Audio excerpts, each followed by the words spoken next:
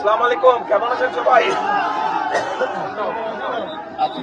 আপনারা যেহেতু থামতে বলেছেন থেমেছি, কিন্তু এটা তো মহাসড়ক, এখানে দাঁড়িয়ে তো বক্তব্য দিলে পিছনে অনেক জ্যাম হয়ে যাবে। তবে এতটুকু শুধু বলবো, আপনারা যে কষ্ট করে এখানে এসেছেন, সকলে একত্রিত হয়েছেন, আগামী 12 তারিখ যে ভোটের দিনও কিন্তু এইভাবে গিয়ে কষ্ট করে গিয়ে ধানের শীষে ভোট দিতে হবে। মইনুল হাসান সাদিক আমার বাবা, ওনার কথা আমাদের এখানে প্রার্থী হচ্ছে মইনুল হাসান সাদিক, ডাক্তার সাদিক চিনেন তো? ইনশাল্লাহ ডাক্তার সাদিককে ধানের শীষে ইনশাল্লাহ সকলে জয়যুক্ত করবেন ইনশাল্লাহ। ঠিক আছে, আজকে আর কথা বলবো না, ইনশাল্লাহ ভবিষ্যতে আবার আসবো আমি, তখন সময় নিয়ে আপনাদের সাথে কথা বলবো। আসসালামু আলাইকুম।